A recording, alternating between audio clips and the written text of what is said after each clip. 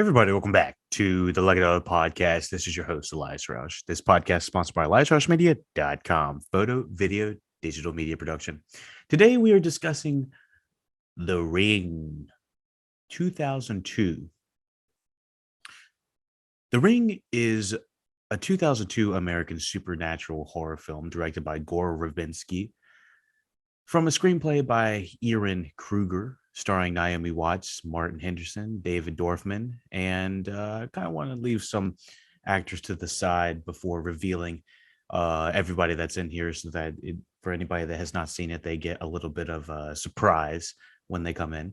And so it is a remake of the Hideo Nakata's 1998 Japanese horror film Ring, based on Koji Suzuki's 1991 novel of the same name. Watts portrays a journalist who investigates a cursed videotape that seemingly kills the viewer 7 days after watching it.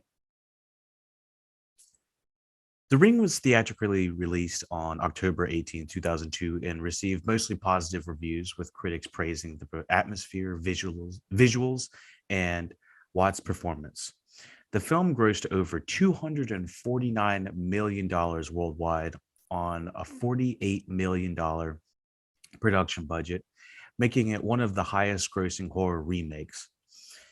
It is the first installment of the English language Ring series, and it is followed by The Ring 2, 2005, and Rings 2017. The Ring paved the way for English language remakes of Asian horror films such as The Grudge, Dark Water, Shudder, and The Eye. So let me give you a little bit of behind the scenes of what I knew about The Ring going into it. I will say I've been kind of on a horror horror kick. You know, instead of a hot boy summer, it's a scary boy summer. I've been watching all of the Freddy Krueger's original The Ring. A Nightmare on Elm Street. I went back and watched the first four of those. I'm going to continue watching those to kind of catch up on the Elm Street series. I watched Insidious 1 and 2.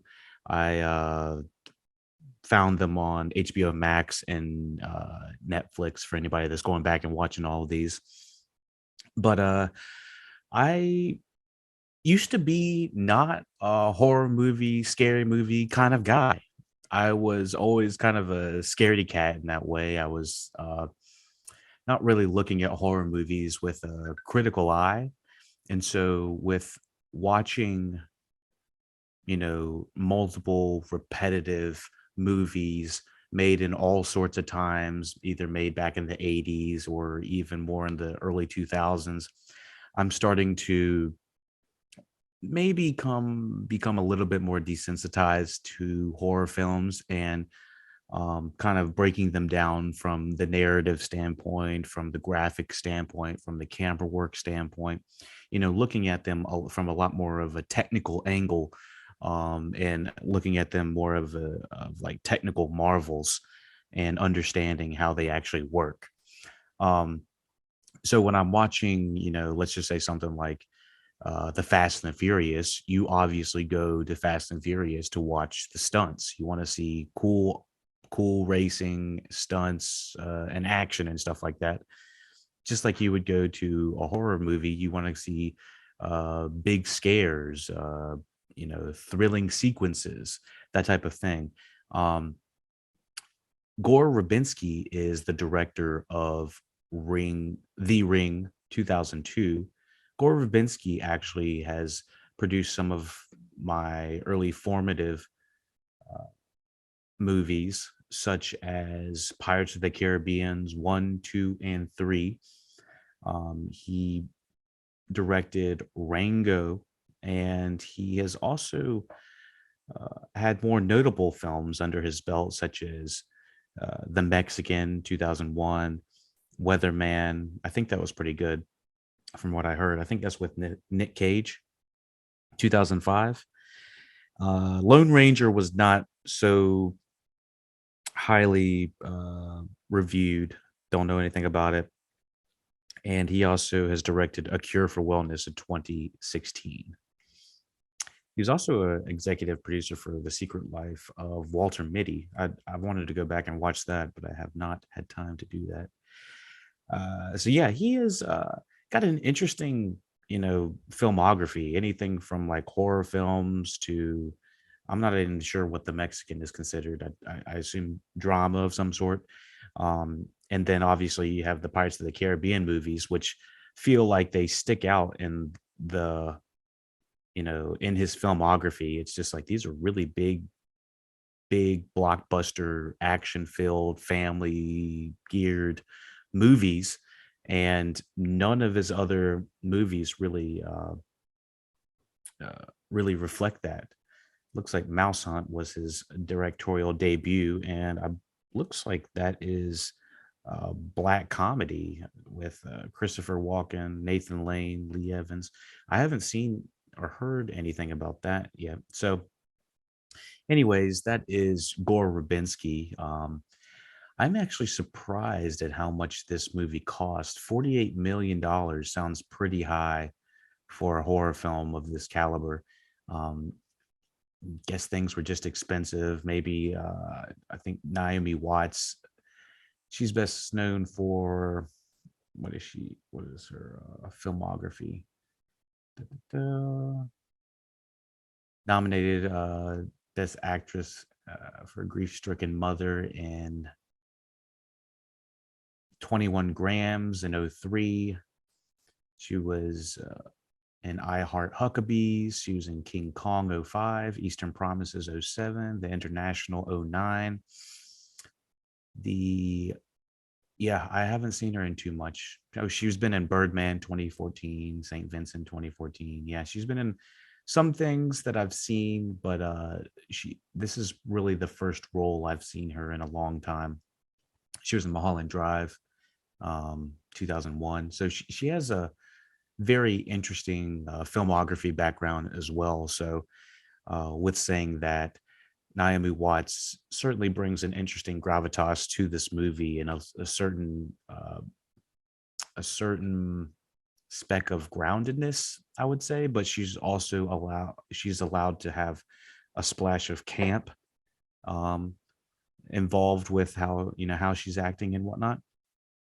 So that's a little bit of the background with Gore Verbinski.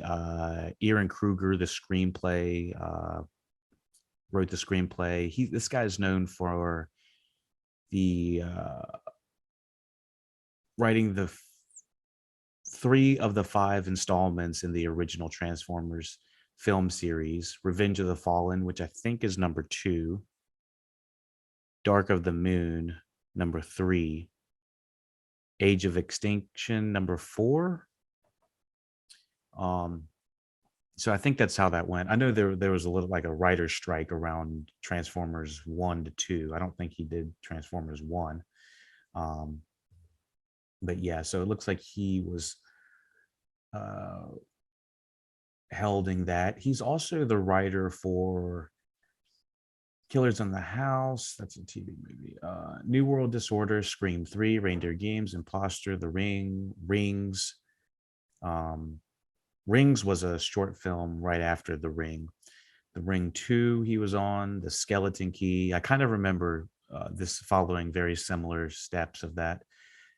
And of course, like I said, Transformers in '09, 11, 14. He did Ghost in the Shell as well, and also wrote Dumbo. And he's also a writer on Top Gun Maverick. He's co-writing it with Eric Warren Singer, which is kind of interesting that, and the director, Christopher McQuarrie. Um, so yeah, he's been on quite a wide number of properties, some better than others. I'd say The Ring as a whole, just watching it and understanding it and kind of coming from it from, um, as a young person in 2002, let me put my mindset in it. I was probably about 6 or 7, so I was definitely not watching this in theaters or anything like that. I was actually like horrified of horror films of this caliber. I was like, I could barely look at the the movie posters or the VHS or DVD covers or something like that. I was kind of horrified when I'd go to the horror section in um, Blockbuster or something like that. I just didn't even want to look at any of that because I would just get so scared. I was such a scaredy cat. Um, so having said all that, cinematography, Bohan Bozelli or Bogelli, I think it might be Spanish.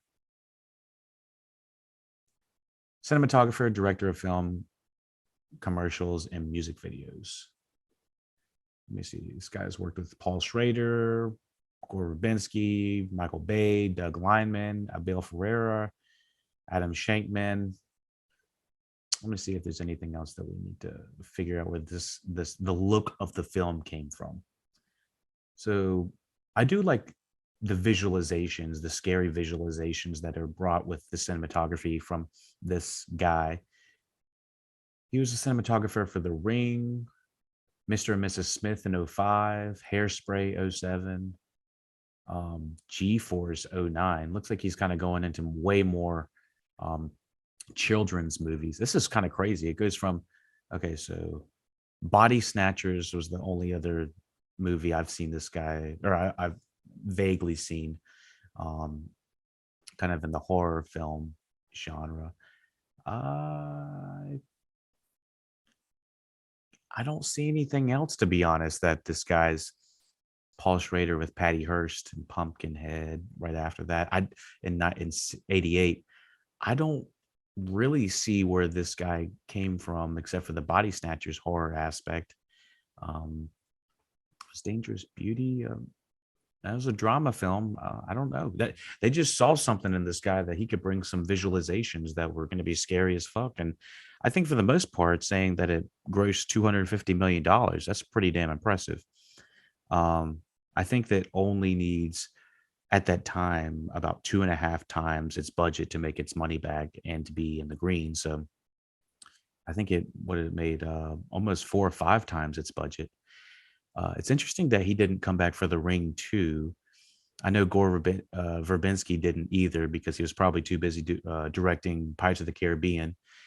And yeah, seeing him go, the cinematographer bring the scary visualizations to The Ring, and then they're like, "Oh, we need this guy from Mr. and Mrs. Smith." I was like, hmm. Then you have Hairspray in '07, 2 years later, and then G-Force. That's like the hamster. Isn't that the hamsters? Yeah. Uh, Rock of Ages. I remember seeing that in 2012. That was a jukebox musical. And he came back to join Gore Verbinski for cinematography for A Cure for Wellness. This does make me want to see A Cure for Wellness, knowing that Gore Verbinski was behind it.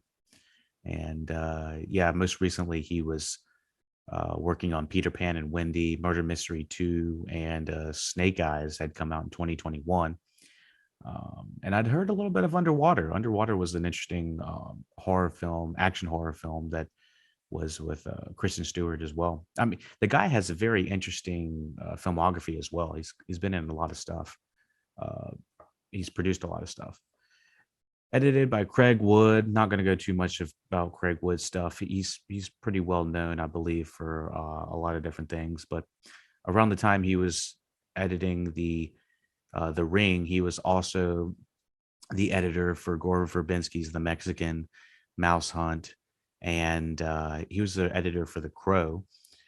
Also edited for Verbinski for all of his other films, including all the Pirates movies and The Weathermen as well. And anything else? The Road. He was the editor for that. I really like that apocalyptic film. And of course, The Lone Ranger again with Verbinski. He really likes working with Verbinski, and he also was editor for Guardians of the Galaxy. So yeah, he's got a big credential. A lot of these people that worked on this the Ring film have gone on to do really big blockbuster franchises, whether it's Pirates or whether it's Marvel's Guardians of the Galaxy type stuff. Pretty interesting. But let me see if there's anything else we need to cover from behind the scenes. Music by Hans Zimmer. I don't have to go through his filmography. I mean, he worked all the time. He's worked in so many different films. But did he? Was he the? Yeah, he did the Pirates of the Caribbean series too. Um, that's pretty interesting that Gore Verbinski directed, Craig Wood edited, and Hans Zimmer were all the same individuals from The Ring one, as well as they were in Pirates of the Caribbean's 1 through 3. They really kind of kept it consistent with the same guys. I'm pretty surprised about that. Never saw Rango. I kind of makes me want to do rewatch on the animated film Rango. Ironically, that has Johnny Depp in there as well. Let me see if there's anything else we need to discuss. Distributed by DreamWorks, production McDonald and Parks Productions. Running time 115 minutes. What is that? Just under 2 hours. And yeah, $48 million budget, brought back 249 box office. Um, yeah, that's pretty damn good return. And it was released on October 18th, 2002. So they knew that they wanted to hit that scary time, Halloween time crowd. And I don't blame them. I mean, why not? I mean, if you know that people want to get their scares up, let's just, try to cash in on that.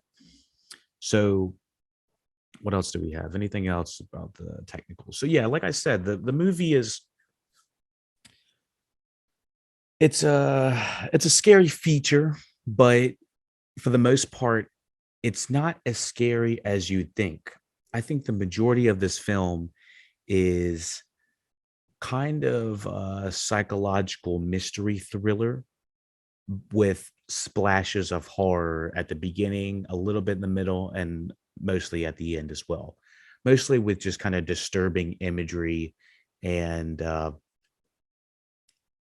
interesting but not completely fully baked ideas. I think the biggest issue for me with discussing The Ring would probably be the fact is it feels like two movies smashed together. It feels like they had the chunk of the meat or the chunk of the story at the beginning of the film and then added the VHS hook at the beginning where if you watch this scary tape, you're going to die in 7 days, or the MacGuffin kind of. And then they added it at the very end. Um, Without going into too many spoilers, I do feel like that is never explained to the point of, oh, that's why that's happening, or oh, that's how it's quote unquote defeated or something like that. I do feel like I like scary stories when they have a fully thought out uh,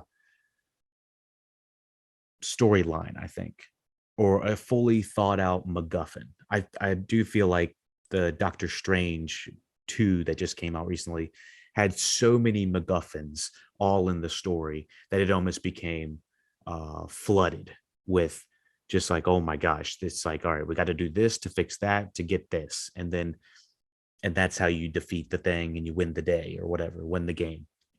I feel like the the hook of the tape and the hook of the story do feel like apples and oranges of how this was created. Like I do not feel like this was a fluently thought out movie from okay, we're going to start with the tape and we're going to this is how you defeat the tape kind of thing. I have not seen the uh, marketing for the ring, so I'm going to go back and probably check that out here in a little bit, but I'm assuming that the 7 days phone call and all of that was shown in the trailer because I kind of remember from back in the day seeing that um that part of the subplot or that part of the plot in the theaters or in the marketing. So it's like you watch this scary tape and you get a phone call from someone random saying, "Oh, you're gonna die in about 7 days," and it's like, okay, so we have to kind of go along that line of thinking of, all right, well, is it? something scary, or is it someone, playing tricks and games on me? Like, what is the world that we're living in? And so my whole thing about this is the horror ghost aspects of this happening at all kind of are muddled, in my opinion. I found the imagery relatively creepy, but not horrifying. Um, the thing is, like I said, the plot feels a little bit half baked, and it feels like they've added things to the front and the end of this movie in between actually shooting it. So, with saying that, I'd probably give this movie about a 6 out of 10. I think that that's a fair assessment for it. Um, I think that it mostly comes down to the lack of reception for me of understanding what's going on with the MacGuffin, like what's going on with the overarching problem. Why is there all this creepy imagery? Why is it on a tape? Why is all this happening? I don't fully feel like it's thought out by the end of this episode, by the end of this movie. Keep in mind, I've watched The Ring 1 and The Ring 2, so I kind of have them pretty fresh in my mind of thinking that does the story progress in a natural fashion? Without going into spoilers or really talking about the second one at all, I will say I think the first Ring is way more better put together as a film, more cohesive and more receptive to the audience, mostly because it feels like a very fresh idea. It's just like a band coming out for the first time, and it's their first album. The first movie does slap better than the second one because you when the second one comes out, you're like, I feel like I've heard these songs before, or I've seen this imagery before. It's not as scary when you play it back to back. So I'm kind of one of the classics kind of guy. I'm like the original OG Ring, not the Japanese one. I have not seen that one yet, but from the first two American ones, I will say that the first one feels way more cohesive. So be sure to go to patreon.com/look it up podcast to get the full review. You will have the review early in your feed when you want it, when you need it, when you need it. And you don't have to wait no 7 days or anything like that. You don't have to play it on tape. You don't have to do any of that craziness. You can watch it, listen to it right now. Patreon.com/look it up podcast. Thank you for listening, watching Look It Up podcast. Again, I give it about a 6 out of 10, mostly because of the cohesiveness just is not there for me of understanding why everything is happening. So thank you for listening, watching Look It Up podcast, and take it easy. And for everyone else that is in the Patreon section, we have the full plot of The Rang. That rang, that rang, that rang.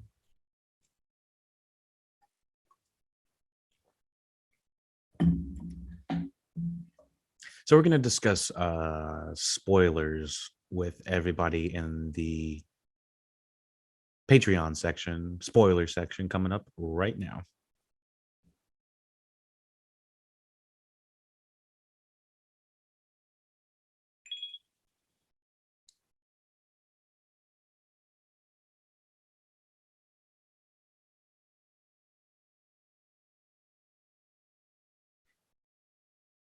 All right, so sorry, I had to do a little bit of you didn't see the break, but I had to take a few phone calls and do my thing. But I did want to give a couple of interesting fun facts about The Ring before we hopped into the plot. They don't do promotionals like this anymore. I feel like I guess ever since the internet became way more internety, I guess, way more predominant, just anybody can Google or figure out, what is that? What commercial is that? Who is that? Who's promoting this? What the mystery behind it is a lot less. It's not quite like the Blair Witch where project where everybody thought that, oh shit, is that shit real? Like, oh shit, did they kill somebody? Oh shit, is this real found footage? Now we can just like pull up on our phones real quickly and figure out, oh, this is a promotional for so and so video. Oh, this is a promotional for a website of a scary movie that's coming up. But anyways, I do think the allure of this movie played a lot better back in the day without the use of having internet kind of encrode encrode encroach encroach into the spectrum of horror films. So my horror fascination in the last little bit has come from watching the practical effects versus the real versus the real practical effects versus the CGI effects, and loving to watch the blend of the two. I think I've come to appreciate the art of the scary movie so much more after watching all of these films. Elm Streets 1 through 4, Archive 81, which is a scary show on um, Netflix. A lot of Mike Flanagan shows, from Midnight Mass to a horror, what is it? Horror Mansion or whatever the hell that's called. The Mansion, Haunting at Bly Manor. That was what it was. Um, but yeah, let me tell you some of these promotional things that they were doing on The Ring back in 2002. I also think the the idea of the tape is a little bit outdated almost instantly as this comes out, because I'm not even sure if they produced too many of the Ring VHS videos. Maybe they did at that time, but DVD was the new back in the day, the big brother that was coming in, that everyone's like, oh, I got to get myself a damn DVD. And you got all sorts of interesting things going on with the DVDs, with the promotional materials, to uh, the menu screen that you would go to when you were playing the video, playing the film. A lot of different options that you got with buying the DVD. It feels somewhat like Easter eggs or extras. So one of the trivia things is the cursed video is available as an Easter egg on the DVD. Select look down, select look here, and press down on your cursor will disappear. Press enter. This is an interesting feature. Your remote control is disabled once the video has started playing. You can't stop it, pause it, or fast forward, or return to the menu unless you turn off the TV. You're forced to watch the whole thing. When it's over, the DVD returns to the menu. Then you hear a phone ring twice before you're given control over your remote again. That's kind of creepy for a DVD extra. It's like, oh shit. It's like, check this guy's out, man. Trying to make you watch some creepy smut films or something like that.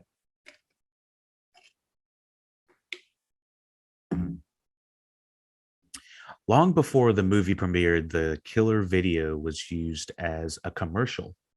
The commercial did not mention any movie for nearly a month.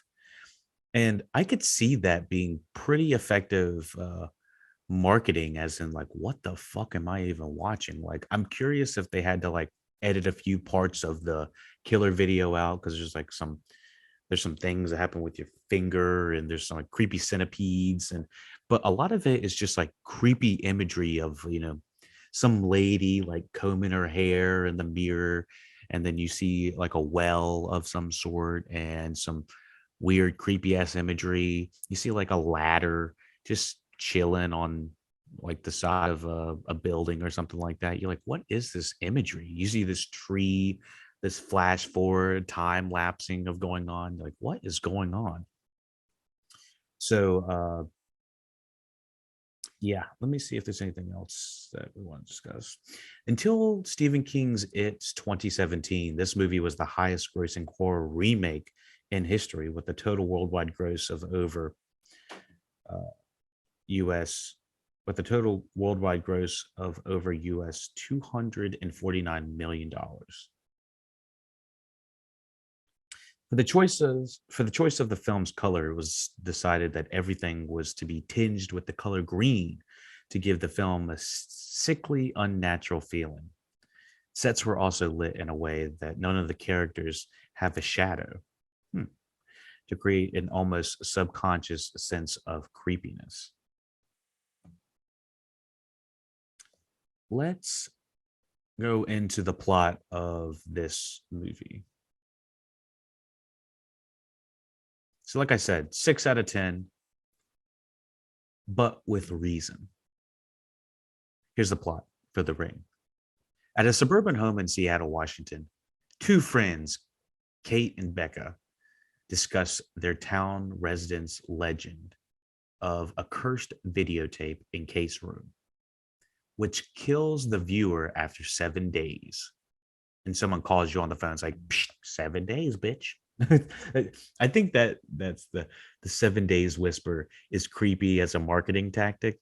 But the more I think about it, I'm like, I kind of wish they would have done something else. It's the interweaving of cursed technology doesn't really scare me as a viewer, I guess. I don't really find it like, oh my god, a cursed videotape. Like I haven't watched a like for us it's like it's probably been 20 something years. I'm 28 now. It's probably been 20 years since I've even touched a videotape. I can't remember the last time I've even had one.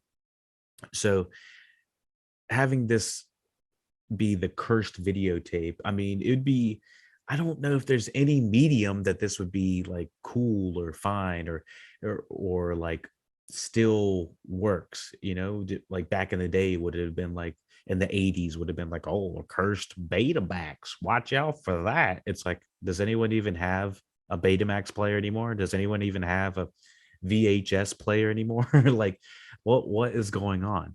So I think the ultimate problem with this is making the videotape scary. I don't think it's scary. So the two girls are talking about it. She's like, "Oh, I watched the tape," and she's like, "Oh my god, you watched the tape? Oh my!" So Kate claims she watched the tape a week ago with her boyfriend, Josh Turnadot, and two other friends, Stacy Miller and Scott Conroy. Honestly, these names are not significant at all. Why is this even in this? So, minutes later, an unseen force kills her, kills Katie. And Katie gets fucked up. I mean, when you get like bled by the ring girl, they like scare you to death. It's almost like being overly like jacked up on some laughing gas of some sort, and he's like, ah, like these faces that they're got people doing are crazy. So at Kate's funeral, her aunt Rachel Keller asks Kate's mother Ruth Embry about her sudden death. Rachel begins investigating her death, learning that Josh, Stacy, and Scott, who also viewed the tape, all died simultaneously at 10 p.m. that night off screen. Holy on the same night as Katie, all with disfigured appearances. And I just watched this. I'm pretty sure we don't see we this is all told to us, not like shown at all. So we only see Katie's death. And to be honest, the imagery is what is the scariest part about it. I don't feel like the actual scares are really that scary. I don't find the actual girl, Samara is the girl, her climbing out of the TV. It's kind of cool to watch, but it's like honestly really not that scary. What she does to them when they're like and she kills them, kind of intense, but then again, it might be all psychological. So Rachel travels to Shelter Mountain Inn where the four stayed, discovering the cursed videotape and the weird guy at the front who's doing like card tricks that really never comes back for any reason, which contains monotone, the videotape contains monotone, disturbing imagery, and watching it in cabin 12. Once the tape ends, an unknown caller contacts Rachel, whispering, "Psst, 7 days, bitch." Actually, no bitch. They don't say bitch. That it's not Freddy Krueger. um, but she does call her. She's like, "Psst, this is a collect phone call from someone in jail or someone that was thrown down a well. Um, he got 7 days." So, uh, yeah. So Rachel gets a phone call and she's like, "Oh my gosh, 7 days shipping? Why I never." If this was Amazon Prime, it would be 2 day shipping straight to your ass. So clearly Samara does not got the Amazon Prime plan. Um, got that 2 day, 48 hour shipping. You know what I mean? She's on that 7 day plan. So Rachel recruits her ex-boyfriend, Noah Clay, played by Martin Henderson, the father of her young son, Aiden. Aiden, kind of played by David Dorfman. Not gonna lie, kind of a creepy kid, kind of a creepy. I don't want to say too much about his looks. He's a child, but I mean they did a lot to like make him like about as creepy as you could, and he feels like he talks like a 30-year-old man, and he refers to his mother as Rachel. Um, where is she? uh, so Aiden refers to his mom as Rachel, and I feel like Noah the father almost doesn't even acknowledge his son as his son. It's more like, oh, it's this little boy almost, even though he just says, I'm a shitty father. What can I do? What can you say? Come on. You know, I think there was one line that said, there's like one scene between the two, and it's like, I guess that they're related, because he's like, you know what? I was just a bad father and I still continue to be, so I'm not going to be a good father. He's like, Aiden's like, all right, whatever, you shite. Um, so anyway, the father of the young son, Noah, is recruited to study the tape, copying it after he watches the original. Rachel does. Rachel copies it. Rachel begins experiencing supernatural phenomena throughout the week, haunted by a young girl with soaking wet, long, blonde, silky hair. Investigating the tape's imagery leads Rachel to Moesco Island horse breeder Anna Morgan, who committed suicide after her prize winning horses drowned themselves. Like, holy Santa Claus. And that's part of the imagery that you see on the tape. A lot of the tape's imagery is the story of Samara and her family and the horses and the lighthouse and all this shit. And we're going along with Rachel to figure out the mystery.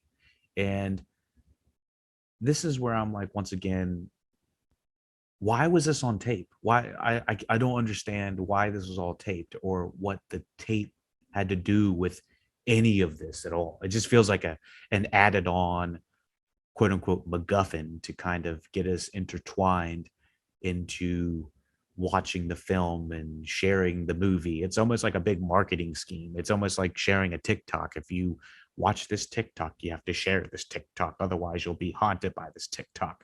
You know, it feels like of that same thinking in a way.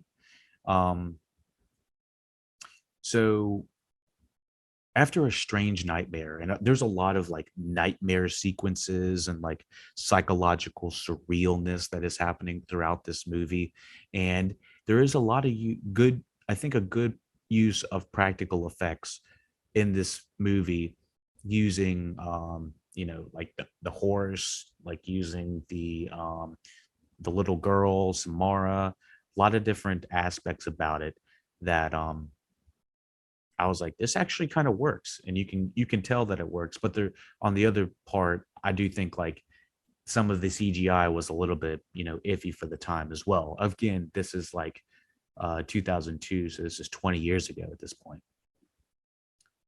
So, yeah, after a strange nightmare, Rachel awakens to find a hand shaped burn mark on her left arm. And it's almost like anytime there's contact with Samara in the dream world or whatever the fucking world, she grabs her. She's like, ah! She's like being grabbed by Samara. She like burns her arm. Almost looks like she gives her like some fresh, like poison ivy or something like that on her arm. It looks nasty. So she finds Aiden watching the tape, like, son of a bitch, you can't leave this kid to do nothing, can't even sleep. So he's watching the tape and discovers that Noah is also experiencing supernatural occurrences.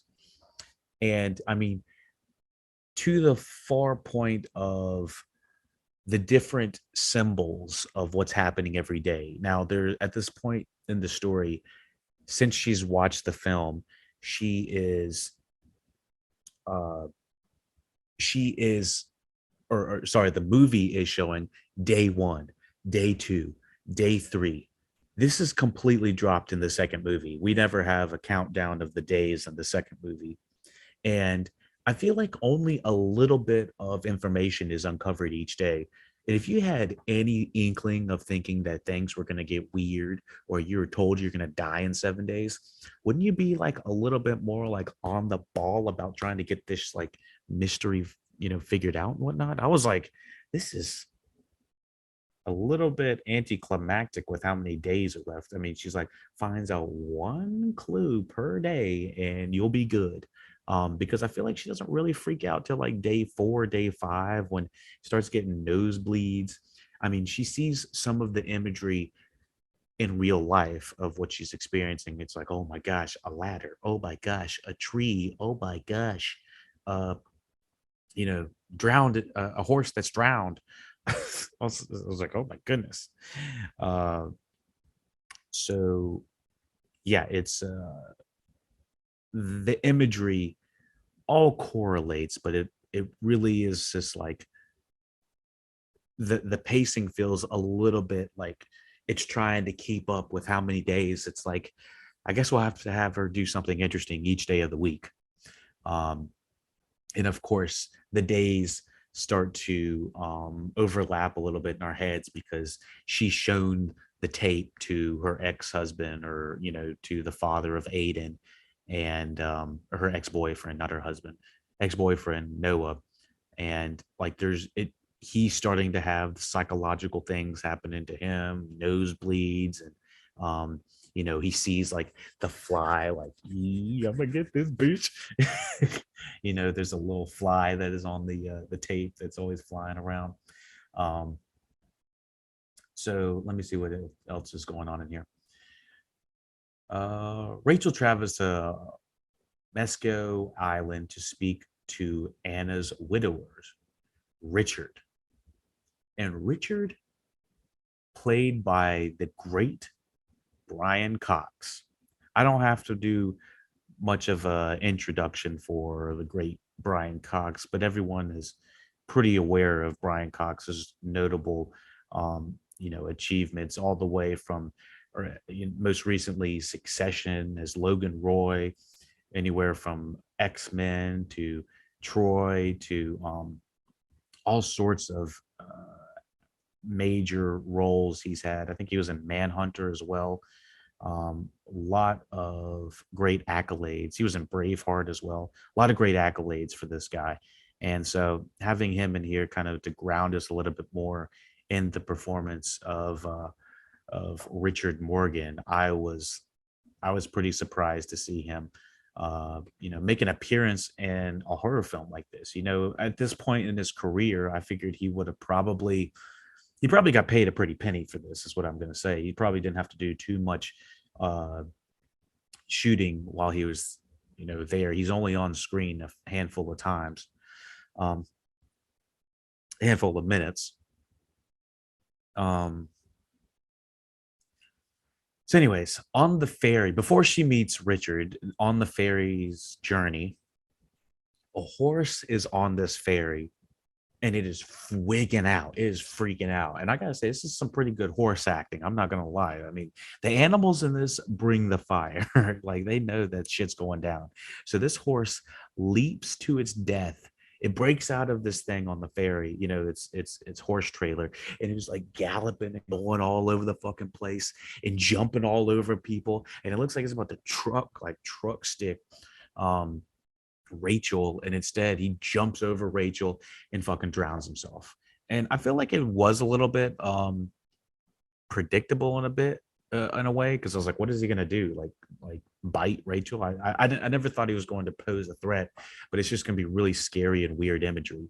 It's kind of fucked up. Like the horse leaps over Rachel over the ferry, basically causing itself to drown, and then goes under the fucking boat, and this boat's like and it's like fucking grinds up that fucking horse. I'm like, dog, why you gotta do him like that? Like you see him like drowning for a second, and then the boat just goes completely obliterates it, turns it into chop suey.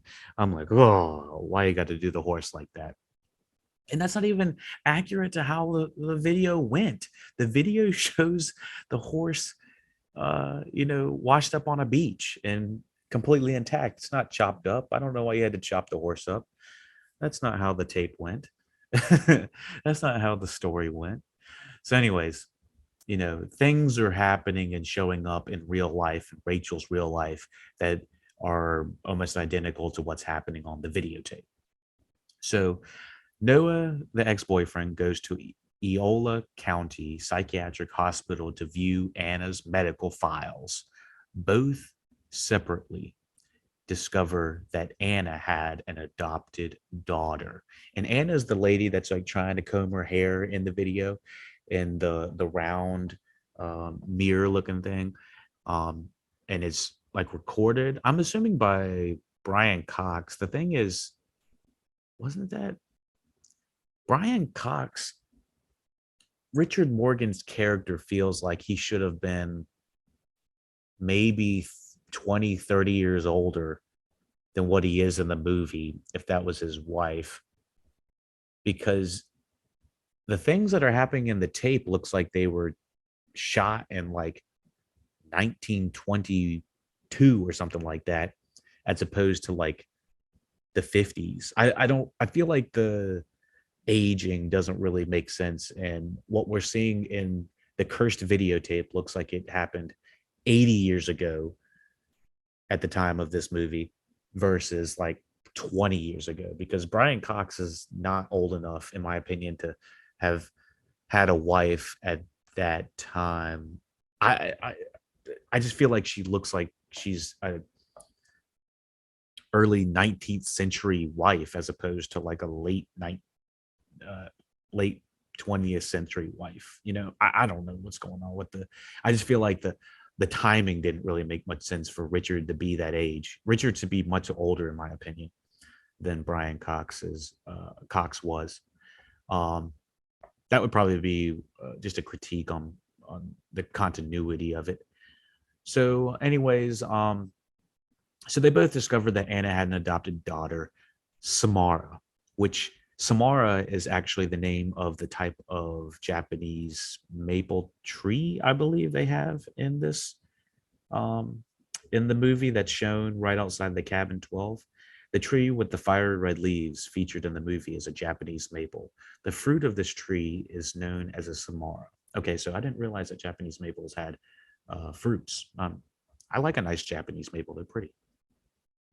And I liked the Japanese maple um, tree imagery that keeps kind of reoccurringly being shown around and alongside the daughter Samara.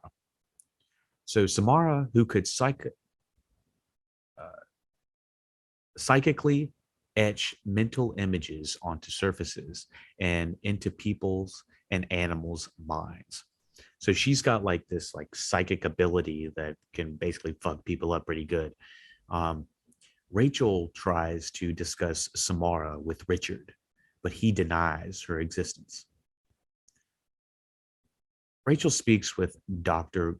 Gress Grasnick, the island's general practitioner, who explains Samara was adopted due to Anna's infertility and that Anna had been seeing horrible things when she was around Samara, thus recommending them to admit her to Eola County Psychiatric Hospital. Later on, Rachel sneaks into the Morgan farmhouse, finds and plays a VHS tape of Samara into a psychotherapy session, claiming her abilities are uncontrollable and admitting to wanting to hurt her parents because they, quote unquote, love the horses more than they love her, unquote. Sometimes, sometime after the taped psychotherapy sessions, Samara drove all of the horses to suicide. And a lot of this is kind of being like dispersed and blurted out by her son, Aiden, who can also um, somewhat predict the future in a way. He's kind of like a not a telepath, but he's definitely got like he's in touch with the other side, kind of. And she kind of doesn't really listen to him enough, to be honest. So after the tape ends, Richard strikes Rachel with a horse bridle. And he's like standing behind her as she's watching this like tape of Samora being questioned by like the psychiatric hospital. And it is creepy as fuck. I mean, one of the scariest images almost ever is having a fully loaded Brian Cox laying, or not laying, but standing right behind you. You almost never want that in a scary movie. You're almost instantly dead no matter what. And so I was honestly surprised and kind of like trying to figure out what the hell is going on here because he just smacks the fuck out of Rachel, just like bam. And there's multiple times where Brian Cox is, he's like perfect for playing like really sweet, but also really dastardly and despicable at the same time. I feel like he's kind of got that Patricia Arquette isms of where they can walk both lines or and uh, both can be menacing when they want to, but also can both be, you know, sour but sweet. Um, so she gets whacked right upside her head by Brian Cox, and you know, she's like kind of like in a daze a little bit. But then all of a sudden, like Brian Cox is like, "That's it, no more TV for you," and he just like picks up the damn uh, TV that she's watching, and he's like walking upstairs with it and shit like that. And as he's going upstairs, the uh, you know, the camera reveals slowly where water is just flowing every fucking where all over the upstairs, and the electricity is turned on everywhere around this bathtub that's overflowing. And he has the TV in his hand, I think, and he has power strips all over the floor of what's going on. Excuse me, all over the floor of what's going on of the bathroom that's flooding. So clearly he's like about to like electrocute himself. And I'm like, you just like abuse and you just hit Rachel for absolutely like no reason. I didn't really understand the point of you know, causing that to happen. So Rachel follows him upstairs and into the bathroom where, having been severely mentally scarred by Samara and aware she still lives, he electrocutes himself in a flooded bathtub. And that's the end of Brian Cox. I'm like, what? I'm like, you brought him in for like 3 scenes and for him to just take himself out? Like, he's like, oh, well, she's still alive. Fuck it. And he's just like done. So I was like, well, fuck, there's one of my favorite actors and, you know, out like a light. So let me see. Noah arrives claiming Rachel and the two break into the barn. Sorry. Noah arrives calming Rachel and the two break into the barn where they take it kind of not too bad after Rachel has seen like her cousin or her, I think it's her niece, maybe her niece at the beginning of the movie who's like scared shitless and dies, Katie. And then she sees Richard Morgan, played by Brian Cox, electrocute himself, and he's just like dies right in front of her. Um, it's like, whoa, holy shit. From a technical thing, I was like, this has got to be hard to shoot, with all this water going everywhere and electricity and all that, having to do both has got to be difficult. Um, but she's pretty good. She's not like too shooketh from this point. She's still like hanging on. So Noah arrives calming Rachel. She's basically fine. And the two break into the barn where Samara was kept isolated, which this is like another level of like child abuse and fucked upness. I'm come from an adopted household, and I was like, why y'all got to do them like this? Not every single child that's adopted has a terrible upbringing. Jesus Christ. But it's kind of like a trope in story film. Stories. Oh, they were adopted and their parents never loved them. It's like, that's not, this is a little extreme, but Samara was kept isolated in the fucking barn. And I think this was a clue from her son saying, like, the horses keep her up at night. And so she had to kill the horses, which she did. And it's a creepy little room up there. I'll tell you that, with the musical thing, like ding, ding, ding, ding, ding, the music and whatnot. I will say the music in this was surprisingly good. I can't hum it off the top of my head, but I was like, this is kind of like not bad. And when I found out it was Hans Zimmer that did the music, I was like, oh shit, he did fucking bang gangbusters on this. Um, they find a burnt image of a tree under the wallpaper of her barn bedroom, which Rachel recognizes from Shelter Mountain. Shelter Mountain is a terrible name for this, the scary last location of this film. They return to the inn at Cabin 12. Still struck, frustrated, Noah detaches the phone from the wall, knocking a vase of marbles to the floor. The marbles roll to a dip, which then uncovers burnt wood.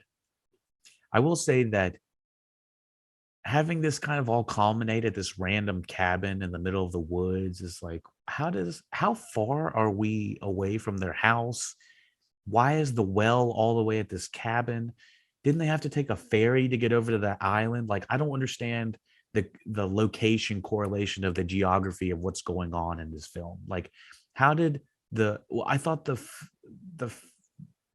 the well would have been closer or on the property of the Morgans, not all the way at fucking Shelter Mountain or wherever the fuck. I did I miss how close Shelter Mountain was? Like, we know that in the flashback that the mother is the reason that she kills the mother kill the adopted mother kills Samara by putting a plastic bag over her head, and she's like, yeah, and chucks her into a damn well, which is fucked up.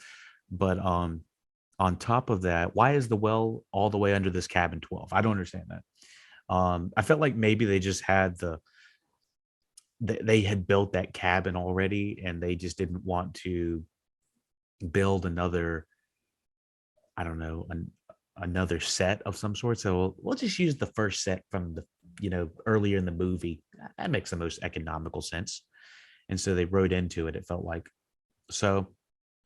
They have the marbles, reveal the dip in the floor, and then uncovers burnt wood. Noah breaks through the floor with a fire axe, finding a stone well under the floorboards. The final image on the tape.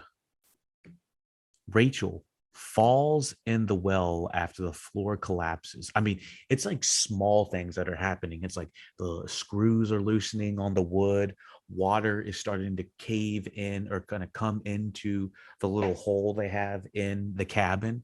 And it's like a slow progression of some pretty good suspense. Like that's the type of suspense I was like, oh shit, this is getting kind of intense. And it's like, what's gonna happen? It's like, oh, the screws are unloosening, the water's dripping, the TV is flickering. What's gonna happen? And then all of a sudden, bam!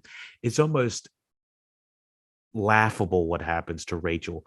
Rachel again gets hit, like boom, fucking TV. And I'm talking big fucking TV. It's not these flat screens like you just got today.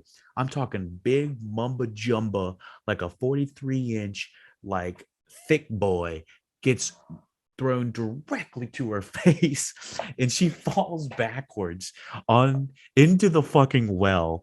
And I couldn't help but laugh because I was like so ridiculous.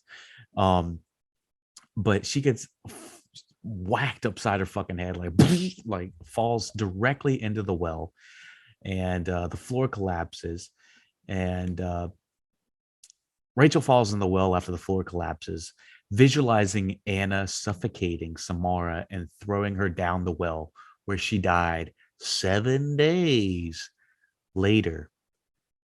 Her last sight being the titular, Samara's last sight being the titular ring of daylight around the well's cap.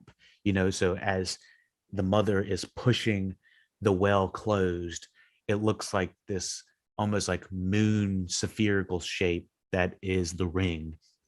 And kind of sort of explains the weird creepy drawings, I guess, on the people's faces, but not really. I mean, earlier in the film there's some weird creepy imagery. Um and then but it does explain what the ring is. The ring is really a well cap that's being closed. And I was like, why wasn't this movie called, The Well? Does that not sell or something like that? Does that not sound as, sexy, I guess? My whole thing is they called it The Ring and you got to watch it to do all this type of stuff. Um, I feel like they named it The Ring. They had really good marketing around this film. I will say that, because honestly, the ring means nothing. It's not really a ring. It's a well. And so I kind of enjoyed that, but I also was like, this movie feels like it could have been a completely different story. And then they're like, well, we have creepy videotapes going around right now. Why don't we add the two and combined? And so the last sight is the titular ring of daylight around the well's cap. Samara's corpse surfaces after Noah tells Rachel that the 7-day deadline has passed. And the 10 p.m. threshold deadline, like, I don't feel like there was any timeline. There's no like ticking clock that's happening. So, the corpse surfaces and, it's like, oh my gosh, like Rachel is holding the corpse of Samara, like the bones and everything. It's like, oh, just like, all the scary films that we've ever watched, they weren't buried properly. And that's why they haunt people. So what do we got to do? We got to bury her. And so, um, it feels like a pretty trite ending for what has gone on. And it feels like, all right, well, we figured out the mystery and it's another job well done, everybody. Authorities show up. We got the cops that are off screen kind of going around. And, it feels like your typical end of the horror film. But then the next day, it's like, whoa, whoa, whoa. The next day, what the hell? I thought the movie was over. The next day, Rachel tells Aiden that liberating Samara has lifted the curse and we're all good. A distressed Aiden chastises her, explain, when will you ever learn? She's like, she never sleeps. Creepy Aiden's like, she never sleeps. And she's like, Rachel's like, wait, what? You know, uh, what do you mean she never sleeps? And so after Samara's vengeful ghost kills, okay, so I don't want to go this yet, but Noah is kind of just dicking around his apartment and he's coming up on his seventh day and he's like looking around his apartment, noticing some weird things are going on, and then looks at his TV and is like, oh. the TV's flooding again. It's like, wait, the TV's flooding. And he kind of goes up to it a little bit. And he starts having all this freaking freaky things happen to him. Like Samara is coming for that ass and she wants the blood. And so she comes climbing out of that TV and Noah's like, like freaking out. And Samara, scares him to death, I guess, making him fall over all of his video equipment. And the NCIS girl is eventually going to find that in a little bit, but he falls all over it. And he's like kind of climbing to get back into, you know, into an okay position, but he's like sitting and I guess he's like climbing on glass and stuff like that. So there's blood everywhere. And then when Rachel shows up, uh, she's like going towards him and she pulls the chair around which he's sitting in. She's like, Noah, Noah. And she's like literally at the top of her lungs, screaming bloody murder. And we don't actually see Noah's face. I'm like, damn it. When I was watching that, I was like, damn it, I wanted to see it. I wanted to see what happened. And it turns out that we see it in a little bit, but it's cut in between in the editing and like a flash of editing of what happens. So Rachel, upon finding his disfigured corpse, returns home and destroys the original tape, which why didn't you do that before? Pondering Noah's death before realizing that unlike him, she copied the tape. She was trying to figure out so much what was going on. What did she do different that Noah didn't? And she's like, oh yeah, fresh copy, bro. So basically